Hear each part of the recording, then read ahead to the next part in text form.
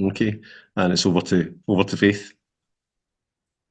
Great, thanks. Well, welcome everybody, and it's nice to be with you. I did actually live in Scotland for about a year and a half. I lived in Glasgow a few years ago in Postle Park. Some of you may know. And that's kind of how I got into independent occupational therapy, and the idea of kind of instead of working one-on-one with kids, what can we do to help kind of whole classes and whole schools? So yeah, so I owe a lot to Glasgow. So there you go. Okay, so yeah, so this is me. I'm an occupational therapist. I'm also a parent carer. I have two autistic children. One's in nursery, and my son's not been in school for a year because it's too hard for him to access at the moment. So I kind of get the parent perspective as well as the professional perspective. And I'm also author of this book, as Dominic said, and a speaker now, which is great. So we're going to look at today a little bit about the needs, the challenge of PE, some of the demands that our students face, conditions, neurotypes and strategies, and then some general inclusive approaches that you can use in the classroom. Yes, we've kind of already briefly covered this. What do you want to get out of the session? A couple of people replied. If you think of anything else, please do pop it in the chat. Okay, so the need. So at least 16.6% of students, this is England and Wales actually, sorry about that, we know have SEN, but in a lot of schools it's a lot higher. So my local schools here, it's more like 39 or 40%, and I'm sure that's the reality in some of your schools as well. So in a mainstream class of 30, it could look like one or two boys have red-green colour blindness, one or two children with DCD or dyspraxia, one or two with ADHD, one or two with dyscalculia, and three dyslexic students. Now, I'm sure you won't have all of those in one class, but it's just kind of showing us and being aware of just how much need there is in our mainstream classes. For my book, I interviewed parents of children with additional needs about their kids' experience of PE. And this is what one parent told me.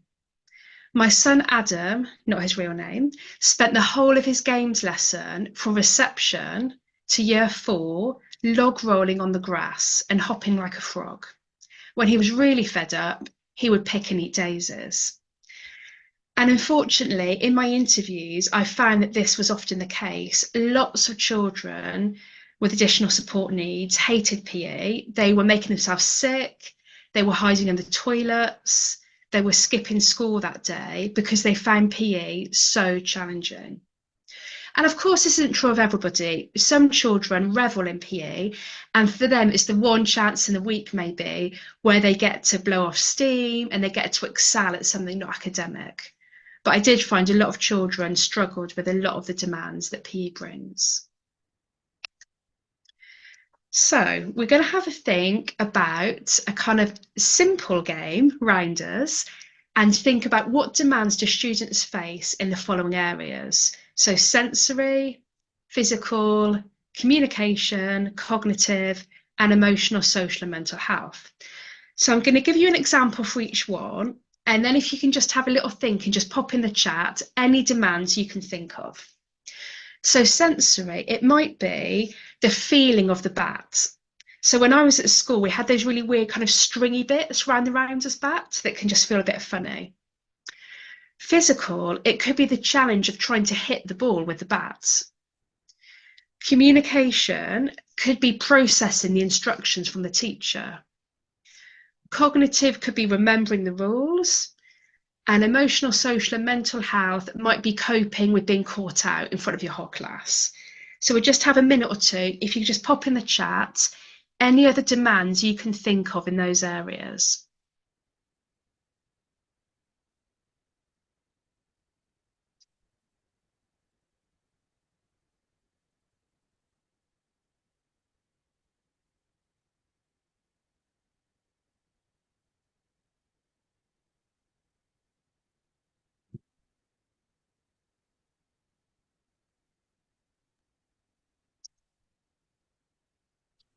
Right, so they're coming through. Thank you. So we've got the weather, noise. Yeah, and the noise is a big one. So if you're inside, you've got the noise of kind of trainers or shoes. If you're outside, you might have the bin men and the bird song, the teacher's whistle, cheering, shouting. You might have the glare of the sun or other weather, rain, cold. The PE kit can feel quite uncomfortable.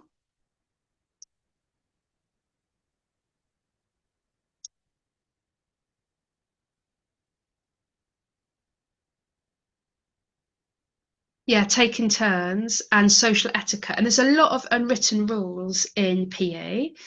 And there's a lot, as we'll look at in a minute, a lot relies on non-verbal communication as well, which can be quite ambiguous. Fab, brilliant. So there's a lot. And when I started writing them down, I found these, which must be about 30. And this isn't all of them. So we've mentioned a few sensory, the feel of the bat and ball, the sun or lighting, feel of the PE kit or the bibs, noise, feel of the grass. With physical, you've got running, throwing, hitting, catching, stopping, pivoting, and a lot of foot, eye, and hand coordination. Communication, cooperating with your teammates, processing instructions, understanding team dynamics, and verbal and non-verbal communication, being able to call out and heed warnings and instructions. For cognitive, we've got remembering the rules, anticipating the speed.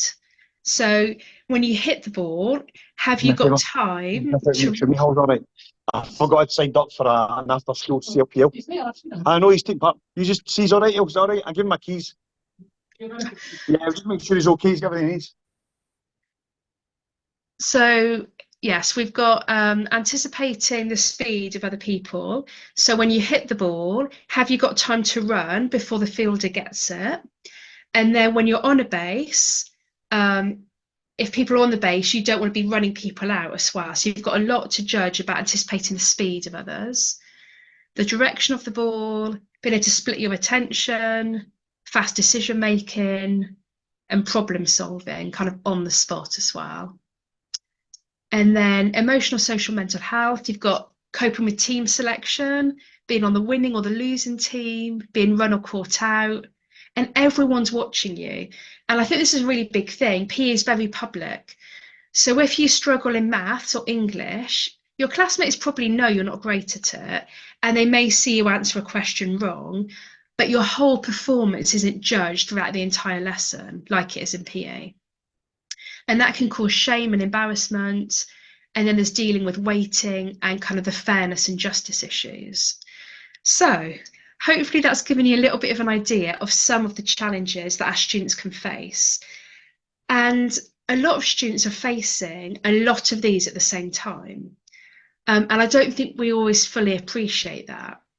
So when I learned to drive a car, and I don't know about you, but I had to really focus. So I was thinking about the mirrors and the steering and the clutch and the brake. And I just had to completely focus on everything. And now I can get in the car, I can listen to the radio, I can talk to somebody, I could be planning my dinner, and then I kind of arrive because it's become automatic. And if sport or physical activity is easy for us or something we enjoy, we can kind of forget how challenging it can be. And as I said, our students are coping with the sensory while they're trying to do the physical demands and the communication and the cognitive all at the same time. So let's have a little look at communication and interaction. And I'm particularly thinking about autistic students and those with ADHD. So we've already alluded to some of the challenges. You've got a lot of social interactions going on. And a lot of these interactions kind of happen in quite noisy environments. So it's not kind of quiet paired work in your English class. It's dealing with a whole big team that wants to win in a noisy environment. And one mother I interviewed said, her daughter just couldn't concentrate. There were too many focal points in the group to know who to listen to and who to focus on. Non-verbal communication, just have a think about how much goes on in team sports. So you may have people beckoning, putting their hand up. You may have people getting close to indicate that you can pass the ball to them. Facial expressions. There's a lot of non-verbal communication, and a lot of it is quite complex and ambiguous. There's no kind of rule book that says this sign means this. And processing instructions can be tricky. So I often see teachers make two mistakes. Often they give so many instructions, it's completely overwhelming to students with processing difficulties, or they presume that the students already know the rules. And actually, I had a little case of this when we lived in Glasgow. We played a rounders game. We started playing, and then people were like, what are you doing? And we quickly realised that the English rules and the Scottish rules are quite different. And I've heard from some teachers that in their school, different teachers have slightly different rules. So it's always worth just going over the rules again to make sure that everyone's on the same page. Another parent said, Tom struggles to take in a lot of verbal information. One time he was playing a game like rounders and he didn't know what to do.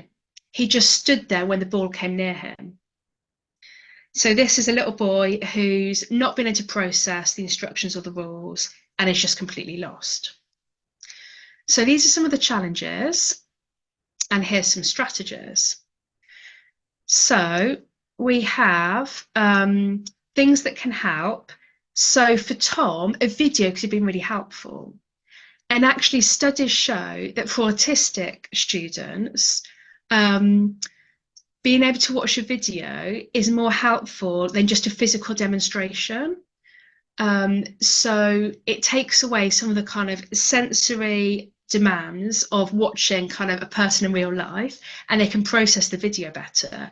So it could be that before you go out to the field, you can show a quick 2-minute YouTube clip of the activity you're going to do, and that can really help those students. You could also send it home. So as part of your preparation for students that find unpredictability hard or new things hard, you could send the video home in advance. They could watch it as many times as they want, and parents are also keyed into what you're doing.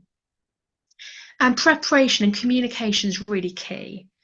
So I've just mentioned my son, who's autistic, and he really hates showers. And when he was going to school and in reception, we were told on a Thursday, oh, it's school swimming starting on Monday. So we had a bit of a panic that weekend, and we tried to come up with a plan to give to the teachers. And on that plan, it said, do not make him have a shower. So we handed the plan to the teacher, kind of waited with bated breath all day.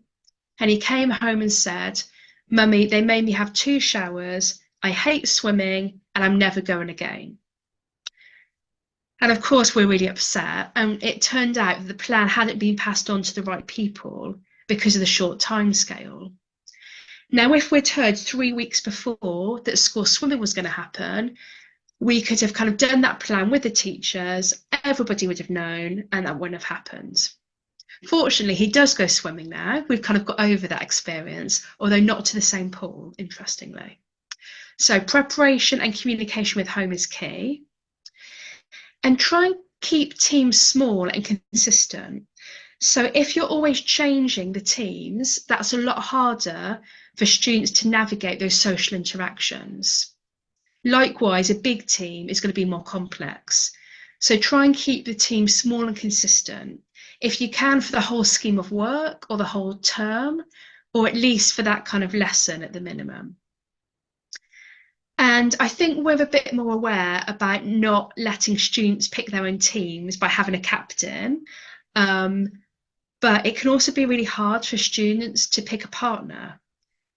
So students who are less popular or less sporty often get left to last, and that could be a really difficult experience. So think about using teacher selection as well. If you have strong routines, that means you need to rely less on language, so that can be really useful. And being explicit about non-verbal communication. So I heard a story of a little boy who was playing an after-school sport, and his mum was watching, and he just went up and started hitting everybody. And she was thinking, what's going on? And when she asked him, he said, I'm giving people a high five. And he hadn't appreciated the etiquette behind a high five of putting your hand up, making eye contact, maybe even saying high five, and then hitting their hand. So this is quite an extreme example, but I think it shows the importance of being really explicit about nonverbal communication. And it might be that at the start of the lesson or the scheme of work, you agree with your students what different signs are going to mean. Okay, so let's quickly look at physical demands, and in particular colour blindness. So colour blindness, red-green colour blindness, affects 1 in 12 boys, and often this need hasn't been identified. So chances are at least 1 or 2 boys in your class will be colourblind. And again, physical activity in sports rely a lot on colour. So if you look at the picture on the left, that's what somebody without colour blindness might see. And on the right is what somebody with red-green colour blindness will see. And as you can see, you can't distinguish the different teams, and it's hard to kind of see the difference because everything looks yellow and green. The side of the hall or the pitch, the grass, the bibs, they kind of all look a yellowy green colour. So things you can do is consider colour when you're choosing kit, equipment and line marking. And there's an organisation called Colourblind Awareness, and they have loads of resources on their website specifically for schools and sport. They have some great videos there, and there's a lot more detail you can find. The grayscale test. So you know when you go to print a document, it will say colour, black or white or grayscale. Well, if you click on grayscale, if you can tell the difference with your text and your images in grayscale, somebody who's colourblind will be able to too. So that's a little strategy for any visuals you're producing. And if you can, use shapes instead of or as well as colours for markers. That can be really helpful. So I know this is a bit of a whistle-stop tour. I'm trying to give you kind of an overview of strategies that you can apply straight away, and then we'll have time at the end for any questions to go a bit more in depth. So sensory demands and challenges, and this is really common with students who are autistic, ADHD, dyspraxic, or have standalone sensory processing needs as well. So some of the challenges, there can be a lot of touch in PE, can't there? It could be everything from gymnastics, where kind of bodies are touching to produce a formation. It can be contact sports. It could just simply being brushed up against, or for younger children, being asked to hold hands when they walk to the field. So you've got a lot of touch between students. You've also got touch in the equipment with all the different textures going on as well. Sounds, it can be very noisy, as we've already mentioned, and often quite visually overwhelming. So if you think about kind of ball skills in the dining hall or the sports hall, you might have 15, 20, 30 coloured balls flying everywhere at the same time as children running around in bright colours. Then you've got the curtains, you've got the visuals, you've got the lighting. That's an awful lot of visual stimulation. And smell. Now, my son, we call him a super sniffer. He's so sensitive to smell. And again, you've got the smell of maybe musty PE kits. For older students, you may have aftershave, perfume, BO, you've got a cheesy feet, you've got a lot of smells going on, as well as maybe the smell of leftover dinners or the bins or cleaning fluids. So things we can do to help: try and make touch as predictable as possible. And where you can, give students a choice about whether they want to touch certain equipment or touch another student. So it could be in that gymnastics practice, instead of holding hands, maybe each student, I'm going to pretend this is a baton, can hold the end of a baton. So they're not having to touch the student's hands. And maybe you're playing something like Stuck in the Mud or another touch game. Being really clear about where students touch each other can be really helpful. For sound, wherever possible, limiting whistling and shouting, and letting students wear ear defenders if practical as well. And try and keep any visuals kind of less cluttered. So more is not always better.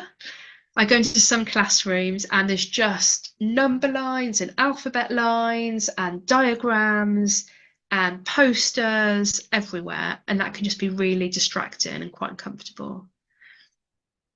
And the smell, you can't always do a lot about that, but if you know you have students with smell sensitivities, be careful about what perfume or aftershave you wear. Maybe try and air the room if you can before you go in it, and see if the cleaners can use fragrance-free cleaning fluids. So it could be these little things that can make a big difference. So for cognitive and learning needs, I'm looking primarily at developmental coordination disorder or dyspraxia and dyslexia. So some of the challenges are learning new skills. So particularly for dyspraxic students, it can take a lot longer to learn new skills. And this is because they have to make a completely new motor plan for any new skill or activity. So if I'm used to catching, say, a round ball, and one day I have to catch a rugby ball, my brain will use the motor plan for the round ball and slightly adapt it. Somebody with dyspraxia will have to make a completely new motor plan, which obviously takes a lot longer. So learning new skills can be very difficult and time consuming. And that motor planning of being able to plan and sequence the movement can be quite challenging. You add in difficulties with maybe coordination and balance, managing time and organisation, sense of direction, and all of this can have an impact on self-esteem.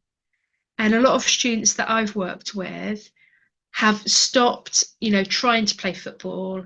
They've stopped going to sports club because it's just really hard. And so they're getting less practice and less experience, and so they're not developing their skills.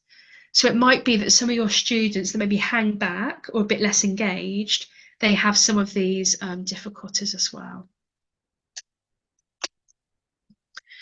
So here's a bit of a case study about Kelly. Kelly's dance teacher spends 5 minutes explaining to the class what to do, but there's no visuals. So Kelly struggles to process what is being said.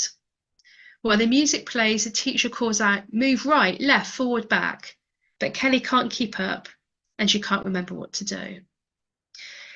And I think we're quite aware for dyslexic students that things like reading and writing can be tricky, but it can also impact on things like directions, on coordination, on organisation.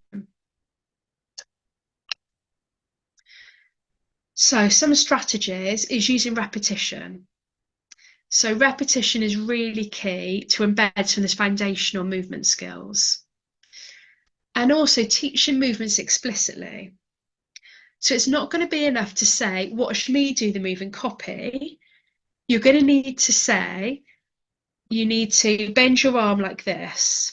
You need to bend your knees. You need to lean forward. Really be explicit and break those movements down for students with those coordination difficulties and movement planning. They're not going to be able to just watch you and put their body in the right position. They're going to need that extra instruction.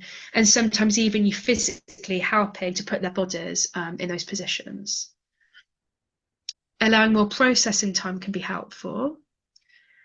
And providing visuals. And obviously I'm speaking in generalizations here, but a lot of dyslexic people and students find a big picture overview really helps them.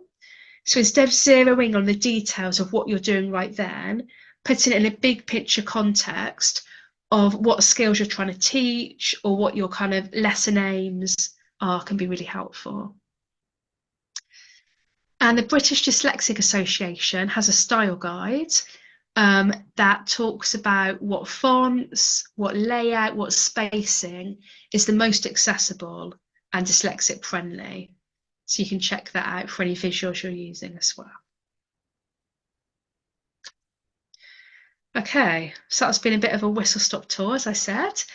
Now we're going to look at a few inclusive approaches that you can use with all your students. So I don't know if you've heard of STEP.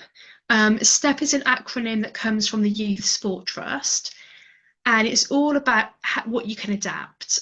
So, and this is really kind of a really good framework when you're lesson planning to think about what you can adapt to make your lesson more inclusive, and also on the spot. So if you're seeing some students who are not engaging, who are really struggling, or maybe it's too easy for them and not challenging enough, you can use STEP to quickly problem solve what you can change. So the S stands for space. Can you change the size of the pitch or the distance to the target, for example, to make it more or less challenging? What can you change about those sensory kind of environment? The task. Can you change any of the rules to make it easier or harder? And some people, some teachers also invite their students into this. So you can invite your students to think about what rules they can change. And it might be that one team changes the game and teaches their new rule to another team and vice versa. And this can really help with that sense of engagement and student voice and gamification as well. It might be you give students more time or simplify the task they're meant to be doing. With equipment, instead of thinking, okay, I know Johnny struggles with hitting, we're going to give Johnny a big bat, can you have a range of equipment? So all your students can choose the big bats, the little bats, the big balls, the little balls, and they can figure out what's the best one for them. Can you change the size of things, the shape of things? And can you make things a bit more novel and fun? So I heard about a PE teacher in the States who used to take a rubber chicken with her to classes. And she would find that for some students, they'd see a ball and just freeze. It would bring back loads of memories of kind of bad experiences of ball games. But a rubber chicken, that was kind of fun. And so they would get engaged with that. And it could be you have a rubber chicken, you have a beach ball, you just have a variety of different equipment that you can use. What can you change about the people? Can you change the size of the team? Can you give students a different role or position or let them change their posture? So these were a few things. And yeah, do pop in the chat if you've used kind of any of these successfully and how you find using STEP if you use it already. And again, in my book, I talk through kind of a lot more examples about STEP as well. So you're not going to be able to make everything inclusive for everybody. It's just not possible. But what you can do is have a balance in your lessons. So I don't know if you've heard of kind of like the stress bucket. I go into this in my book again, but the idea is that as bits of stress kind of like droplets in your bucket. So maybe you've got stuck in a traffic jam on the way to work and you had a bad night's sleep, so your bucket's already quite full. And then you get a really difficult email, so the bucket gets a bit fuller. And then maybe you forgot your lunch and you're starving, so your bucket goes up again. Now, any additional stress, the water's going to flow over in some emotional way. And our students also have these stress buckets. So for somebody like my son, he has a lot of sensory difficulties. So just getting dressed in the morning is a really big stress factor. Food is really difficult. That's another big stress factor. So when he went to school, his bucket was already nearly full before he'd even arrived at school. And if there's not an outlet, it's going to flow over. Now, if you've got a student with smell sensitivity and there's loads of smells going on, and they're also sensitive to noise, and you've got loads and loads of noise and loads of competitive things, their bucket may overflow. But if in the lesson you've been able to minimise some of the sensory stimulation and provide a balance of things that are noisy and quiet, fast and slow, competitive and collaborative, you can help their bucket not to fill up quite so quickly, so they can stay engaged for longer. So in your lesson, in your kind of term plans, have a think about the balance and how you can vary these aspects as well. Can you provide different levels of challenge? So not just differentiating for the couple of students with their ASN, but can you give all your students different challenge opportunities? So I go to Pilates and I'm the youngest one and probably the least fit one there, but I keep going because the teacher's brilliant and she'll do a position and say, this is the position. If it's too hard, you can make it easy by doing this. And if you want more of a challenge, raise your neck, put your leg in the air. If at any time you need a break, just pause and you can switch between the kind of levels. And because she gives that permission, I keep going. So can we do that for our students? Can you show them what they're meant to do and give them options for making it harder or easier and let them challenge themselves? And things like circuits and kind of stations can be really helpful with this as well. The other thing, because we've got a little bit of time, I'm just going to mention is about normalising things. So just as I talked about having equipment available for everybody and not singling out one child who needs special equipment, can we normalise emotional and social regulation?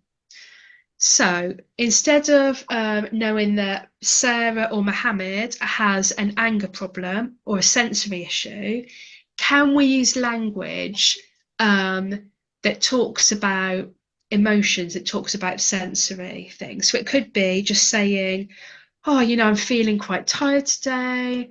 I'm a bit stressed. You know, let's all do a few deep breaths to relax. Just kind of normalising that language. And also, if you can, try and have either some sensory tools or a calm corner, or at least give students a way out. So lots of times when I've heard of students, when there's been an incident where they've maybe been aggressive or been suspended or something big has happened, they've actually asked the teacher if they can leave the class and that request has been denied. And then they've just exploded because it's all been too much. So if a student is looking like they need to leave or asking to leave, can you give them an errand, an excuse to leave the classroom? Can they take the register somewhere? Can they take a note to a teacher? Can a TA take them out for 5 minutes? Or can they just sit out? I know it's not always possible, but just kind of having in your mind, how can you reduce demands if a student's asking for it or if they look like they really need it? So all these things can really make a big difference. So, success stories. If you remember, we had Adam at the beginning, and he was hopping like a frog and eating daisies because he was so bored and just couldn't engage in PE. Well, he moved in year 4 to a new school, and his mum said the teachers there modelled what he needed to do and supported him to join in, to the point where now he can represent the school in matches. So, as we just said, you can't change everything perfectly for everybody, but you can make a big difference. And these small things can be really significant to students like Adam and to my son with the showers. So inclusion's a journey. Can you take one thing, maybe one strategy that we've looked at today, and can you apply it in a lesson tomorrow or next week? And then when you've got that, can you apply another strategy? It could just be sending home a brief kind of questionnaire, just asking parents and students, what's their favourite physical activity, and do you know of any difficulties or triggers or sensory issues that may be impacting on your child or on you? And just knowing that kind of information can really help. So inclusion's a journey. So now, if you could just have a think, what one thing could you do to make your lessons more inclusive?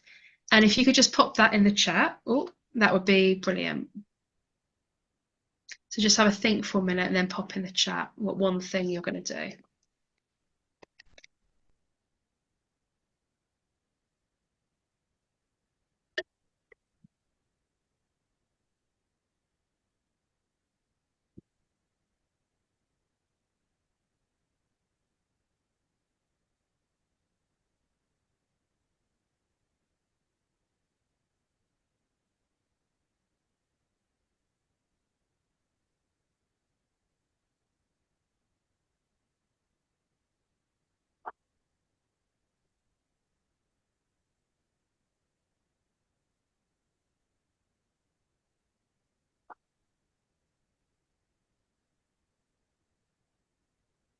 Brilliant. Someone said, I'm going to try using STEP and contact parents regarding PE lessons at the start of each new session. Brilliant.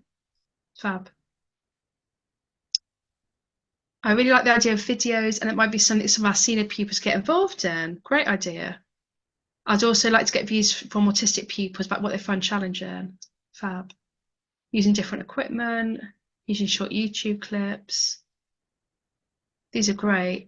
Yeah, and I think there's both things, isn't there? So these strategies that I've given you today, you can use in your class, and they should make things better for all students, but really getting to know kind of individual needs and strengths can be really helpful as well.